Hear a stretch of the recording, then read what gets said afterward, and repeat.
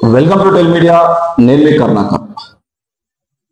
ఈరోజు మన టెల్ మీడియాలో నిర్వహిస్తున్నటువంటి లోకల్ పాలిటిక్స్ ప్రోగ్రామ్స్. ఈ లోకల్ పాలిటిక్స్ ప్రోగ్రామ్స్ ఏంటంటే యువత, ముఖ్యంగా యువత రాజకీయాల్లోకి రావాలి, ఈ సమాజానికి కొంత మేలు జరుగుతుందనేటటువంటి భావనతోన మనం ఈ టెల్ మీడియాలో లోకల్ పాలిటిక్స్ అనే ప్రోగ్రామ్ చేస్తున్నాం. ఈ రోజు మన లోకల్ పాలిటిక్స్ ప్రోగ్రామ్ కి వచ్చినటువంటి వ్యక్తి కేశంపేట మండలానికి సంబంధించినటువంటి పవన్ కుమార్ రెడ్డి గారు. నమస్తే అన్న. నమస్తే అండి. ఓకే అన్న, చెప్పండి, మీరు ఎక్కడ, మీ ప్రజెంట్ నేటివ్ ప్లేస్? అందరికీ నమస్కారం. కేశంపేట మండల గ్రామ ప్రజలకు వినాయక నవరాత్రుల శుభాకాంక్షలు తెలియజేస్తున్నాను. సో అయితే అన్న, మీరు మీ గ్రామం కేశంపేటనా? మాది గ్రామం కేశంపేట. ఓకే, అంటే ఎప్పటి నుంచి ఉంటున్నారు ఇక్కడ? మా యాన్సిస్టర్స్ మొత్తం కేశంపేటలోనే ఉన్నాం. ఓకే, కేశంపేట గ్రామానికి చెందిన వ్యక్తి నేను. ఓకే, మా తాతలు అందరూ bran and brought of complete గా కేశంపేట గ్రామంలోనే నివసించడం జరిగింది. మీ ఎడ్యుకేషనల్ క్వాలిఫికేషన్ చెప్తారా? నేను ఎడ్యుకేషన్ పరంగా ఇంజనీరింగ్ పూర్తి చేశాను. ఓకే, తర్వాత ఎంబీఏ కూడా చదవడం జరిగింది. ఓకే, సో హైయర్ గ్రాడ్యుయేషన్ చదవడం జరిగింది. ఓకే, రీసెంట్ గా లా సెట్ కూడా రాశాను. లోనే అది ఓకే, తప్పడం జరిగింది. ఓ సూపర్. ఓకే, మెయిన్ గా అయితే జర్నలిజం సైడ్ కూడా కొద్దిగా ఇంట్రెస్ట్ ఉండే. ఓకే, సో అది మనకు సూటబుల్ గా బెస్ట్ క్వాలిఫైడ్ పర్సన్ మీరు. బెస్ట్ ఎడ్యుకేషన్ పర్పస్ లో బెస్ట్ క్వాలిఫైడ్ పర్సన్. ఎడ్యుకేషన్ పరంగా చూసుకుంటే పోస్ట్ గ్రాడ్యుయేషన్ కంప్లీట్ అయింది. Okay, done. ఓ సూపర్, అసలు మామూలుగా కాదు. సో అంటే చదువుకొని ఏమైనా జాబ్ చేశారు? గత 12 సంవత్సరాల నుంచి మల్టీనేషనల్ కంపెనీలో సాఫ్ట్వేర్ ఇంజనీర్ గా వర్క్ చేశాను. వావ్, అసలు సూపర్. సాఫ్ట్వేర్ ఇంజనీర్ వర్క్ చేశారు, ప్లస్ ఇప్పుడు ప్రెసెంట్ గా రాజకీయాల్లో మంచి యాక్టివిటీగా ముందుకు రావాలని చెప్పి చూస్తున్నాం. ఓకే, అంటే రాజకీయం పైన మీకు ఎట్లా, అంటే రాజకీయంలో రావడానికి అంత ఇష్టమైంది బ్రదర్? రాజకీయంకి రావడానికి ముఖ్య కారణం ఏంటంటే మా తాతగారు ఇక్కడే ఉండేవారు. ఓకే, మా తాతగారి పేరు తలసాని రామచంద్రారెడ్డి. ఓకే, సో ఇప్పుడు మనం మండల కేంద్రంలోనే ఇక్కడ ఉన్నాం కదా, మండల కేంద్రంలోనే దగ్గరలో ఉంటుంది. ఓకే, సో అప్పట్లోనే మా ఇల్లు కొద్దిగా పెద్దగా ఉండడము, భవంతులు ఉండడము, జైగిళ్ళ అట్లాంటి కార్యక్రమం ఉండడం. ఓకే, సో ఇక్కడ ఉన్న ప్రజలందరూ మా తాత దగ్గరికి వచ్చి చిన్న చిన్న సమస్యలు ఉంటే చెప్పుకోవడము, దాన్ని మా తాత చిన్నగా పంచాయతీ పెద్దగా వ్యవహరించడం, అది ముఖ్య ఇన్స్పిరేషన్. ఇప్పుడు మీరు తెలుసుకున్నప్పటికి కూడా పక్కన చిన్న చిన్న గ్రామాలు ఉన్నాయి. ఇప్పుడు సుందరాపురం అని చెప్పి, నాగులగడ తండ అని చెప్పి, ఇట్లాంటి గ్రామాల్లోకి వెళ్ళి నేను ఎవరని చెప్పని అడిగితే మా పలానా రామచంద్రారెడ్డి మన్మని అంటే హక్కును చేర్చుకునే స్వభావం అక్కడ కనిపించడం వల్ల మనం రాజకీయాలకు రావడం జరిగింది. అంటే మంచి పనులు ఎవరు చేసినా కూడా వాళ్ళని ఖచ్చితంగా గుర్తిస్తారు సమాజం. అవునండి. కానీ మీరు రాజకీయంలోకి వచ్చి తప్పు చేస్తారేమో నేను ఆలోచిస్తున్నాను. రాజకీయాలకు వచ్చి తప్పు చేస్తున్నాడు మీరు అన్నది వాస్తవమైనప్పటికీ ఇప్పుడున్న పరిస్థితులలో చదువుకున్న వాళ్ళే ముందుకు రాకపోతే ఇప్పుడు వేరే వాళ్ళు కూడా రాజ్యం వెళ్ళడం జరుగుతుంది. అదే నిజం, అది కూడా వాస్తవం. ఎందుకంటే నేను మంచోడిని అనే ముసుకేసుకొని బయట దారుణమైనటువంటి పనులు చేస్తున్నటువంటి రాజకీయ నాయకులు చాలా మంది. అవునండి, నిజమే, వాస్తవం. నిజానికి మరి ఇప్పుడు ఉన్నటువంటి యువత, మీరు ఏ పార్టీలో పనిచేశారు ఇంత ముందుకు? అంటే మీ తాతలు ఏ పార్టీలో పనిచేశారు? మా తాతల నుంచి కూడా మనకు తెలుసు, స్వాతంత్ర దేశంలో 70 సంవత్సరాలు కాంగ్రెస్ పార్టీ అధికారంలో ఉండింది. సో ఆ టైంలో చాలా మంది కాంగ్రెస్ పార్టీకి లాయల్టీగా పనిచేయడం జరిగింది. ఓకే, అంటే ఇప్పుడు అప్పటి నుంచి మీరు కాంగ్రెస్ పార్టీ అయినా? కంప్లీట్ కాంగ్రెస్ ఫ్యామిలీ అండి. ఓకే, అంటే మీ దగ్గరకు వచ్చేవరకు రీసెంట్ గా ఒక 3 days బ్యాక్ వరకు కూడా కాంగ్రెస్ పార్టీలోనే ఉన్నాను. ఓకే, సో గత 15 రోజుల కింద కాంగ్రెస్ పార్టీ రిజైన్ చేసి మొన్న రీసెంట్ గానే అరుణమ్మ గారి సమక్షంలో, జాతీయ ఉపాధ్యక్షుల సమక్షంలో బీజేపీ తీర్థం పుచ్చుకోవడం జరిగింది. ఎందుకు మరి అట్లా ఎందుకు చేశారు? అంటే మీరు మీ తాతల నుంచి కాంగ్రెస్ పార్టీలోనే ఉన్నారు, మరి మీరు బీజేపీలోకి పోవడానికి కారణం ఏంటి? అంటే బీజేపీలో ఒక నాయకత్వ పరంగా చూసినప్పటికీ కొంచెం సముచిత స్థానం ఇస్తామని చెప్పి అరుణమ్మ గారు నా యొక్క కేశంపేటలో ఉన్న సేవా దృక్పథాన్ని గుర్తించి తను జాతీయ ఉపాధ్యక్షులు అయినప్పటికీ మన చిన్న యువకుని తీసుకొని నీకు స్థానం ఇస్తాను, నువ్వు పార్టీకి అవసరము, కేశంపేట మండల కేంద్రంలో నువ్వు ఉండాలి అని చెప్పి పిలుపు మేరకు నేను బీజేపీ పార్టీలో చేరడం జరిగింది. ఎట్లాంటి స్థానం ఇస్తారు కొంచెం ఏమైనా చెప్పగలరా? అంటే నా వరకు వస్తే ఇలాంటి ఏమి అలా ఆశించకుండా సేవా దృక్పథంతో ఉన్న వ్యక్తిత్వం ఉన్నాడు. సో పార్టీకి ఎక్కడున్నా కూడా నేను 100% నా శక్తికి మించి పనిచేసి మనం ముందుకెళ్తా ఉంటే పార్టీలు కావచ్చు అన్ని గుర్తిస్తాయని చెప్పి నేను దృఢంగా నమ్ముతున్నాను. ఓకే, అయితే కాంగ్రెస్ పార్టీ అధికారంలో ఉంది. అవును అధికార పార్టీని వదిలిపెట్టి ఎవరైనా కూడా అధికారంలో ఉన్నటువంటి పార్టీలకు వెళ్ళాలని. అవును సో మీరు రాష్ట్రంలో అధికారంలో ఉన్నటువంటి పార్టీని వదిలిపెట్టి మీరు బీజేపీలోకి పోవడానికి ముఖ్య కారణం? ఇప్పుడు అధికార పార్టీ, ప్రతిపక్ష పార్టీ వీటన్నిటిని పక్కన పెడితే ఓకే నేను ఒక కాంగ్రెస్ పార్టీకి చాలా లాయల్టీగా పనిచేసే వ్యక్తిత్వం. ఓకే ఎందుకంటే మా చిన్నబ్బాయి పేరు రేవంత్ రెడ్డి. Okay, super. అందరూ మళ్ళీ వేరేలాగా అనుకోవద్దు. Okay. ఎందుకంటే మా చిన్నబ్బాయి పేరు రేవంత్ రెడ్డి గారు సీఎం కాకముందే నిర్ణయించిన పేరు. ఓకే, ఎందుకట్లా?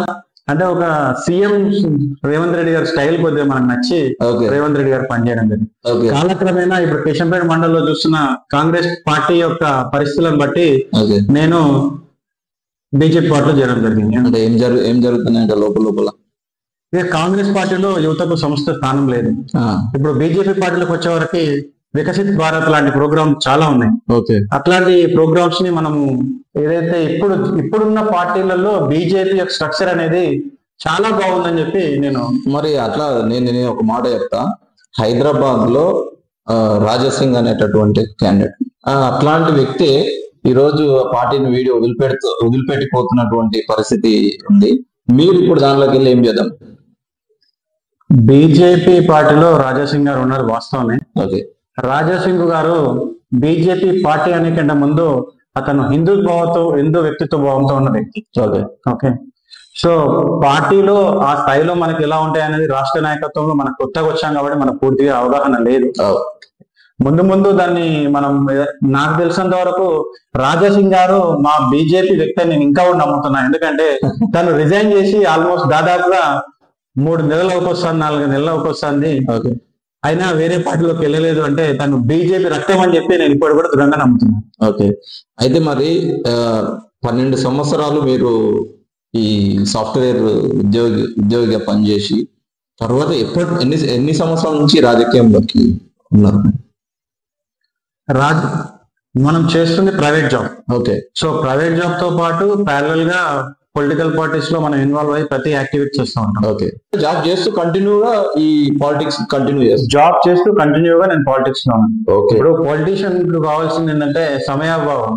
ఓకే, సమయాభావంలోకి వచ్చే వరకు ఇప్పుడు సాఫ్ట్వేర్ రంగంలో తీసుకుంటే మనకు వారానికి 5 రోజులే పనిదినం ఉంటుంది. ఓకే, శనివారం ఆదివారం అనేది 2 రోజులు మనము ప్రజలకు టైం కేటాయిస్తే ఓకే, మనము ఉన్న వారానికి 7 రోజులలో 2 రోజులు నేను పూర్తిగా ప్రజలకే కేటాయిస్తున్నా అంటే సో ఎందుకంటే నేను ఎక్కువ టైం అవసరం లేదు అని కూడా నేను ఒక విధంగా చెప్పగలను. ఎందుకంటే మనకు సమయం సరిపోతుంది. ఓకే ఓకే, అయితే ఇప్పుడు ప్రజెంట్ గా మీ వయసు ఎంతండి?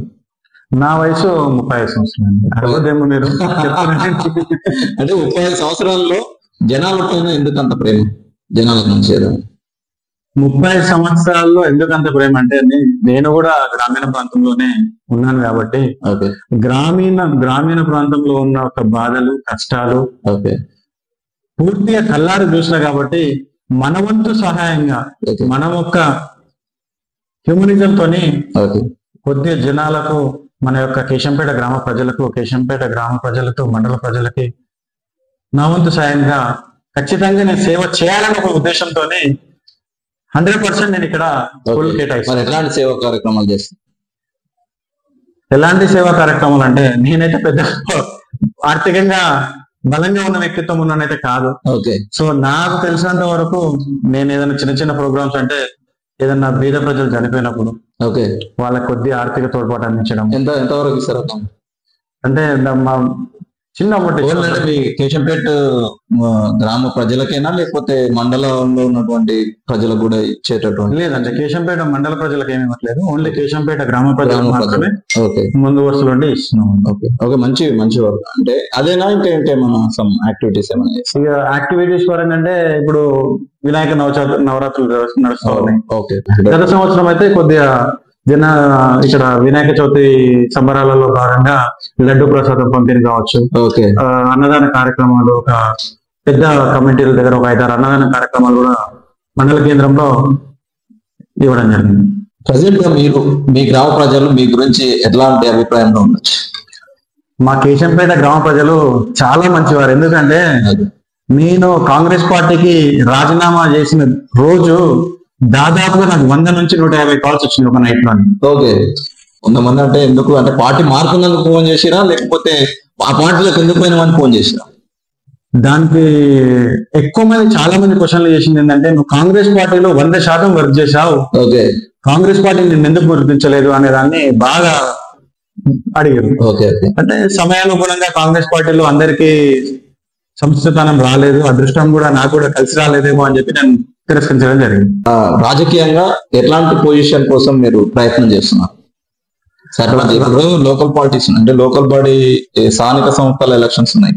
స్థానిక సంస్థల ఎలక్షన్లలో మీరు మీ యొక్క అంటే మీరే పొజిషన్? దాని గురించి ఎక్కువ ఆలోచన చేయట్లేదండి. ఓకే, ఎన్నికలు ప్రతి 5 సంవత్సరాలకు ఒకసారి జరుగుతూ ఉంటాయి, వస్తూ ఉంటాయి, పోతా ఉంటాయి. ఓకే, ఎన్నికల విషయంలో మనం పెద్ద ఎక్కువ ఆలోచన చేయాల్సిన అవసరం లేదు. ఓకే, ఎందుకు చెప్తున్నా అంటే, ఎన్నికల విషయంలో అంటే మనము సేవ చేసుకుంటూ పోతే ఓకే, ప్రజలు హక్కును చేర్చుకుంటారు. ఓకే, అదే రాజకీయం. ఓకే, ఇప్పుడు మన సేవ విషయంలో ఏదన్నా మనం మంచి పనులు చేస్తున్నాం అనుకోండి, అబ్బాయి మంచివాడు అని చెప్పానంటే ఆటోమేటిక్ గా మనకు రాజకీయం వచ్చినట్టే అండి. ఓకే, ఇప్పుడు మా తాతగారు ఉన్నారు, ఓకే, మా తాతగారు పంచాయతీ పెద్ద వ్యవహరించింది, నేను ఇంతకుముందే చెప్పాను. ఓకే, అప్పుడు మా తాతగారి పేరైతే నేను ఫలానా అబ్బాయినైనా మా తాతని గుర్తిస్తున్నాను. ఓకే, సో అంతవరకు ఉంటుంది. కానీ రాజకీయంలో పెద్దగా నేను ఎక్కువ ఈ పదవి వెళ్ళాలి, ఆ పదవి వెళ్ళాలని చెప్పని పెద్ద ఎక్కువ ఆలోచన చేయట్లేదు.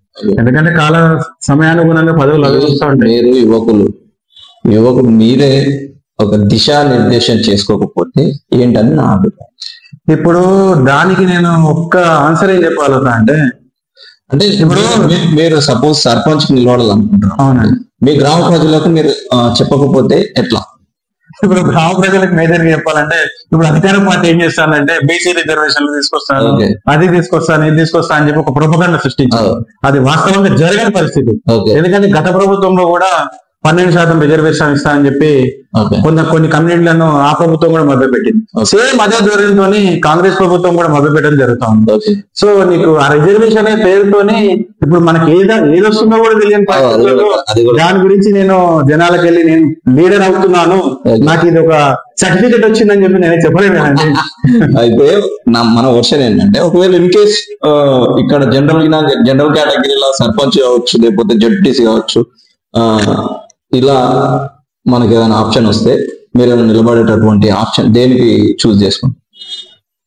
ఇప్పుడు నేనైతే జడ్పీటీ స్థాయిలో ఏం ఆలోచన చేయలేదు. సర్పంచ్ స్థాయిలో ఏదైనా ఆప్షన్ వస్తే మా యువకులందరూ ముందుకు వచ్చి ఓకే నేను నిలబడతానని ఏంటంటే, యువకులు ఎవ్వరు ముందుకు వచ్చినా కూడా నా వంతు సాయం అందించి వాళ్ళని పొజ్ చేయడానికి మాత్రం నేను 100% రెడీగా ఉన్నాను. కేశంపేట సూపర్ అన్న, చాలా చాలా మంచి చెప్పారు. అసలు వాస్తవానికి ఇట్లా మాట్లాడే వాళ్ళు చాలా తక్కువ ఉంటారు. ఎందుకంటే మీకు అవకాశం ఇస్తే మీరు నిలబడము, లేకపోతే వాళ్ళకు అవకాశం ఇస్తే వాళ్ళకి. ఎందుకు చెప్తున్నా అంటే, యువకులు ముందుకు వస్తే మనం ఇప్పుడు నేను ఒక యువకునికి వస్తే మనతో పాటు ఇంకొక 40 సంవత్సరాలు మనం 50 సంవత్సరాలు మనకు లైఫ్ స్పాన్ ఉంటది. కాబట్టి ఈ పరిస్థితులను చక్కబెట్టడానికి కొద్దిగా ఎక్కువ సమయం వస్తుందని చెప్పి నాకు ఎక్స్పీరియన్స్ కాదండి. ఇప్పుడు మనకు కొద్దిగా ఎక్కువ సమయం ఉన్నప్పుడు ఏంటంటే, ఇప్పుడు ఒక్కొక్క మెట్ ఎక్కాలంటే సమయం ఎక్కువ ఉంటుంది కాబట్టి కొద్దిగా స్లో అయినప్పటికీ 100% అయితే రీచ్ అవుతాం. అంటే నేను కొందేళ్ళాక కాదు పరిగెత్తాల్సింది 50 అనుకుంటున్నాను. ఓకే, చాలా మనం ఎన్ని మంచి పనులు చేస్తున్నా కూడా మన వెనకమాల ఒక బ్యాచ్ ఉంటాడు. సో వాళ్ళు మనకు ఎప్పటికప్పుడు మన మీద ఏదో బురద జల్లేటటువంటి ప్రయత్నం చేస్తాం. అట్లా మీకు ఏమన్నా జరిగిందా? 100% జరిగింది. ఎందుకు వాస్తవం, ఎందుకంటే ఇప్పుడు ఏ పని చేసినా కూడా, ఇప్పుడు మన బీజేపీ పార్టీలో చేరినాం. బీజేపీ పార్టీలో చేరినప్పుడు ఏంటంటే చాలా మంది ఏమంటారు, హిందుత్వం అని అదని ఇదని అంటారు.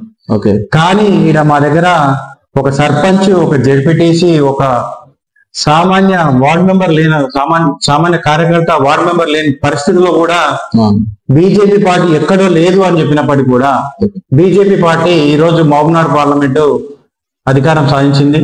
దాంతో పాటు తనకు ఒక మంచి గుర్తింపుగా జాతీయ ఉపాధ్యక్షురాలు, అంటే మన దేశవ్యాప్తంలో 140 కోట్ల ప్రజానికానికి ఒక అధ్యక్షత వహించడానికి అవకాశం మన పార్లమెంటు మహబూబ్ నగర్ నుంచి రావడం జరిగింది. చూస్తున్నాం సర్పంచులుగా ఇక్కడ కేశంపేట మండలంలో 5 సార్లు మీ తలసాని ఫ్యామిలీయే సర్పంచులుగా ఉన్నటువంటి పరిస్థితి ఉన్నది.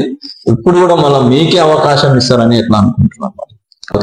అంటే దానికి నిదర్శనం ఏంటంటే, తలసాని ఫ్యామిలీ సర్నేమ్ తో ఉన్న గడపలు మా ఊర్లో చాలా ఎక్కువ. ఓకే. ఎందుకంటే దాదాపుగా చాలా ఫ్యామిలీస్ ఉన్నాయి మావి. అందరం ఒకటే ఫ్యామిలీ. ఓకే. అందరూ ఒకటే రక్త సంబంధం ఉన్న ఫ్యామిలీ. ఓకే.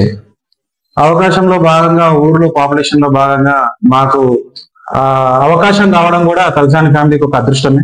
అందులో భాగంగా నన్ను కూడా హక్కును చేర్చుకోవడానికి మా గ్రామ ప్రజలు చాలా ఇంట్రెస్ట్ గా చూపిస్తున్నారు. ఓకే. అయితే మరి మీ కుటుంబంలో అంటే మీ ఫ్యామిలీలో మీకు ఎలాంటి సపోర్ట్ ఉంటుంది బ్రదర్ రాజకీయంగా? ఫ్యామిలీలో తలసాని అనే ఒక ట్యాగ్ లైన్ తోనే మా ఫ్యామిలీ 100% సపోర్ట్ చేస్తుంది. ఎందుకంటే దానికి నిదర్శనమే గతంలో కేశంపేట గ్రామ పాలనలో సభ్యత్వం పొందిన ప్రథమ పౌరులే నిదర్శనం. ఓకే. అయితే మీకు మీ ఫాదర్ ఏం చేస్తుంటారు మరి? ఇక మా ఫాదర్ వచ్చేసి అయితే ఇల్లిటరేట్. ఓకే. మా ఫాదర్ ఇల్లిటరేట్, నన్ను కష్టపడి చదివించిండు. ఓకే. సో మా గతంలో ఇక్కడ చికెన్ హోల్సేల్ మార్కెట్ ఉండేది. ఓకే. మా అమ్మగారు కూడా 9th క్లాస్ వరకు చదువుకుంది. ఓకే. సో దాదాపుగా ఒక 17 సంవత్సరాలు మేము చికెన్ మార్కెట్ నడపడం జరిగింది కేశంపేట మండల కేంద్రంలో. రీసెంట్ గానే వేరే బిజినెస్ లో మళ్ళీ నేను ఇంట్రడ్యూస్ చేయడం కూడా జరిగింది. అయితే మరి మీ దగ్గర బాగా పైసలు ఉన్నాయని జనాలకు వంచుతారని చెప్పేసి జనాలు అట్లే వంచుతాడు అతను అనేటటువంటి ఒక చులకన భావంతో అంటున్నటువంటి జనాలు ఉన్నారు. మరి అలాంటి వాళ్ళకు మీరు ఏం సమాధానం? నాకు తెలిసినంత వరకు అయితే మీరు అడిగిన ఏదైతే ప్రశ్న ఉందో అది 100% తప్పని నేనండి. ఎందుకంటే నా దగ్గర అయితే డబ్బులు లేవు వాస్తవానికి. నేను ఒక చదువుకున్న విద్యార్థిగా నా దగ్గర డబ్బులే ఉంటే 14 సంవత్సరాల నుంచి 12 సంవత్సరాల నుంచి ఫస్ట్ 2 సంవత్సరాలు చిన్న ఉద్యోగం. నా ఫస్ట్ ఉద్యోగం వచ్చేసి సూపర్వైజర్ గా 4,500 స్టార్ట్ చేసిన. అదొక 1 ఇయర్ జరిగింది. 1 ఇయర్. ఎప్పుడు? ఏ ఇయర్ లో? 2011 తర్వాత 2012 లో నేను బెంగళూరు వెళ్ళి 9,000 రూపాయలకు మాత్రమే సంవత్సరాల జాబ్ చేసినాను. ఓకే. ఒక డేటా ఎంట్రీ జాబ్. ఓకే. అంటే నా దగ్గర 4,000 రూపాయలకు 9,000 రూపాయలకు నేను జాబ్ చేసిన అంటే మీరు ఎలా అడుగుతారు?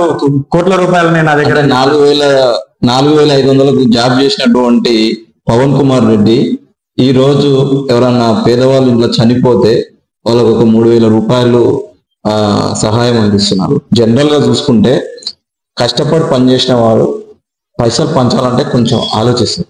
అవునండి, ఆలోచిస్తారు. అంటే మీరు ఇప్పుడు 3,000 రూపాయలు సంథింగ్ ఎంతో పంచుతా ఉన్నారు కదా. అవునండి. మీకు ఎలా అనిపిస్తుంది మరి?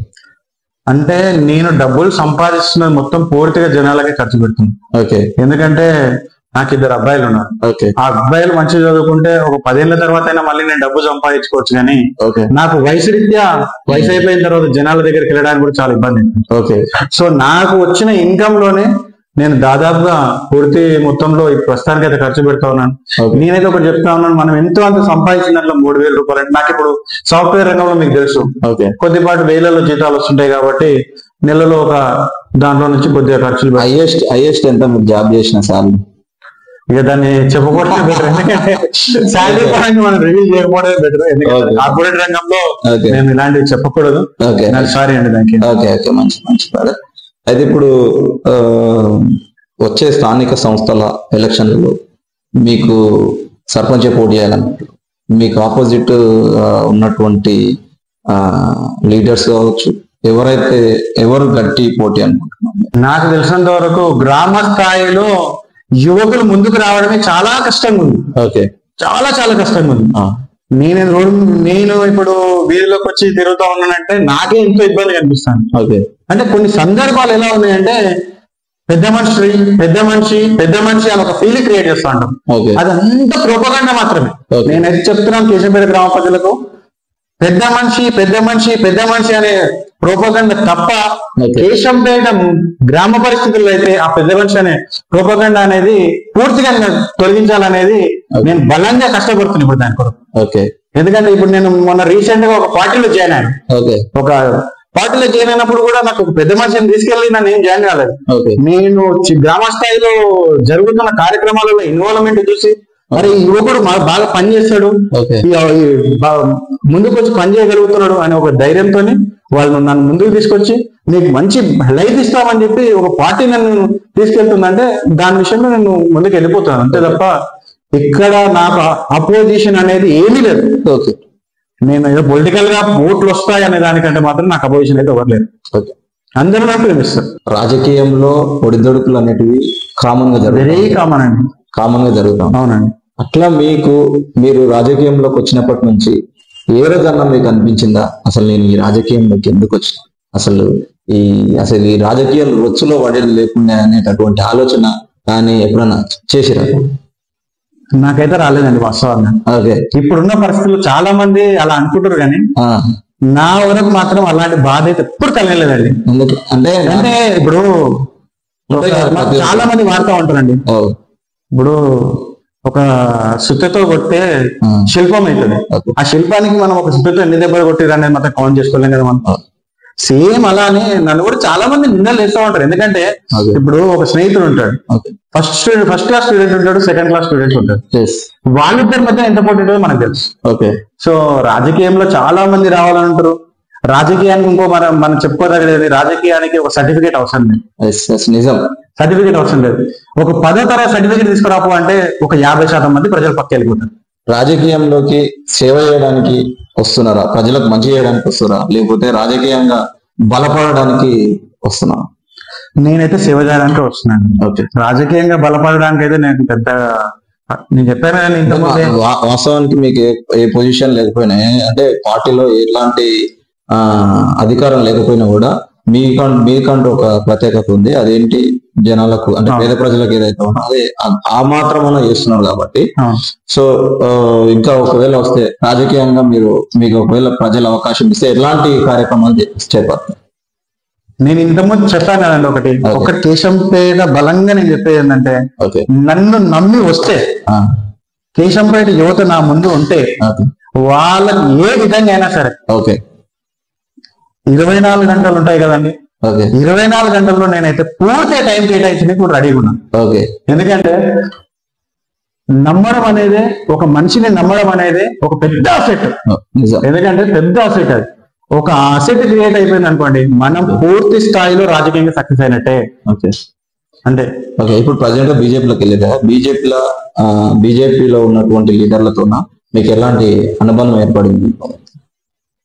ఇప్పటి వరకు అయితే బీజేపీతో ఉన్న లీడర్స్ సంబంధం అయితే ఏర్పడలేదు. ఓకే. చెప్పాలంటే మనను యాక్టివ్ గా కేశంపేట మండల కేంద్రంలో పనిచేస్తున్నాం. ఓకే. మా పార్టీకి నువ్వు చాలా అవసరము. ఓకే. అని చెప్పని డికేర్నమ్మ గారిని, కర్ణక్క గారిని మీట్ చేయించగలిగాను. ఇప్పుడున్న పరిస్థితులు రాజకీయాల్లో నువ్వు తట్టుకోగలుగుతావా అదేంటంటే, ఓకే, నాకైతే ధైర్యం ఉంది అక్క. నా దగ్గర పైసలు అలాంటివి మీరు అన్నారు కానీ పైసలు అలాంటివి ఏమి ఉండవు, కానీ ధైర్యం అవుతుంది, చదువు ఉంది. ఇప్పుడు ఏమంటారు, కలం పోటు అని అంటారు చూసండి. సో అట్లాంటి ఒక విద్య ఉంది నా దగ్గర. సో ఆ విద్యతోనే నేను ముందుకు వచ్చి గ్రామాల్లో ఉన్న యువకులను మొత్తము యువకులు అంటుంది కదా, యువకులకు ఎట్లాంటి అవకాశాలు కల్పిస్తారు? రేపు ఒకవేళ ఇన్ కేసు ఇక్కడ మీరు ఒకవేళ మీకు జనాలు అవకాశం ఇచ్చి ఒకవేళ సర్పంచ్ మీరు గెలిస్తే ఎట్లా డెవలప్మెంట్ చేద్దాం అనుకుంటున్నారు అసలు యువకులను చెప్పేసి నేను క్వశ్చన్. ఇప్పుడు అండి నేను ఒక మాట చెప్తాను. ఎందుకంటే నేను కూడా ఇంజనీరింగ్ అయిపోయింది. ఓకే. ఇంజనీరింగ్ అయిపోయిన తర్వాత మీతో చెప్పాను నేను ఇంతకుముందుకే, 9,000 రూపాయలకు బెంగళూరు, మన రాజధాని కాకుండా పక్క రాష్ట్రంలో ఉన్న రాజధాని దగ్గరికి 9,000 రూపాయలకు నేను జాబ్ చేసిన. ఆ సమయంలోనే నాకు ఏమనిపించింది అంటే, ఇట్లాంటి పరిస్థితులలో ఒక మండల్ హెడ్ క్వార్టర్ లా ఉండి 9,000 రూపాయలకు అక్కడికి వెళ్ళి జాబ్ చేస్తుంటే అవసరమా అని అనిపించి బ్యాక్ వచ్చాను. ఓకే. బ్యాక్ వచ్చి కూడా నేను ఒకటి పని ఏదైనా పర్వాలేదు, ఓకే, పనిలో నిమగ్నం కావాలని కోరుతున్నాను యువత. ఓకే. ఎందుకంటే నేను అంతప్పటికి కూడా నాకు పీజీ గ్రాడ్యుయేట్ ఉన్నప్పటికి కూడా కేశంపేట మండల కేంద్రంలో వచ్చి మాకున్న కొద్దిపాటి భూమిలో కూడా డైరీ స్టార్ట్ చేయడం జరిగింది. ఓకే. సో దాన్ని 2 సంవత్సరాల్లో పైబడే పూర్తిగా ఒక 24 ఆవులు వచ్చే షెడ్ అట్లాంటిది కూడా నిర్వహించిన కొద్ది రోజు. ఓకే. దాంతో పాటు చెప్పాను కదా ముందే, చికెన్ కూడా కొట్టినాను నేను. ఓకే. చికెన్ కొట్టినాడు. ఇప్పుడు నిజంగా చెప్పాలంటే నన్ను రెడ్డి అబ్బాయి అంటే ఎవరో గుర్తుపడరు. ఓకే. ఇప్పుడు ఒక ట్యాగ్ కూడా ఉంది. ఓకే. సరే చెప్పడానికి కూడా విషయం, కానీ మా అమ్మకైతే రెడ్డి అని ఎవరేమన్నారు, కోలసుందమ్మ కోలసుందా అంటారు. మండలంలో నువ్వు ఎక్కడ పోయాడు అండి, కోలసుందమ్మ అంటే ఎవరైనా గుర్తుపడతారు. అంతేనా? ఓకే. అంటే అట్లా జరిగిపోతా ఉంటాయి. ఎందుకంటే మనం చేసే వృత్తిని బట్టి ఈ కులాలు ఇవన్నీ ఏర్పడతా ఉంటాయి. కానీ మనకేంటో ట్యాగ్ లైన్, ఈ ఎంత తాతలు పెట్టుకున్న పేర్లు ఇవన్నీ వస్తూ ఉంటాయి. అంటే దాని మీద ఎక్కువ ఆలోచన తెలుసుకోలేను దాని గురించి. ఓకే ఓకే, మంచి చెప్పారు బ్రదర్. రాజకీయంగా మీకు ఎక్కువ సపోర్ట్ చేసేటటువంటి వ్యక్తులు ఇంకా మీ నాన్నగారే కాకుండా?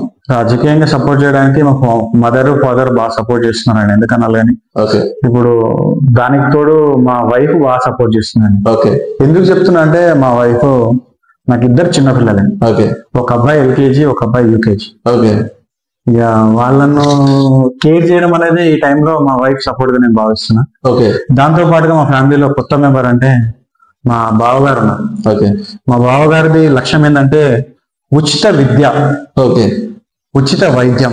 ఓకే, ఈ రెండు జనాలకు మనం ఏదైతే సమకూర్చడానికి గవర్నమెంట్ లో చాలా హ్యాపీగా ఫీల్ కావచ్చు ప్రజలందరూ అని చెప్తాను అంటుంటాను. సో తన పేరు వచ్చేసి నరేష్ రెడ్డి. మన పక్క తాలూకానే, చాలా మందిని లీడర్లు ఇచ్చిన తాలూకా కల్వకుర్తి నియోజకవర్గం. బ్రదర్, మీరు ఒకవేళ మీకు మంచిగా ఇక్కడ రిజర్వేషన్స్ వచ్చి మీకు అనుకూలంగా రిజర్వేషన్స్ అంటే మీరు జనరల్ కదా, ఒకవేళ ఇన్ కేస్ మీకు వచ్చిన తర్వాత మళ్ళీ ఇంకో వీడియోతో మళ్ళీ కలుద్దాం. థ్యాంక్ యూ, ధన్యవాదాలు.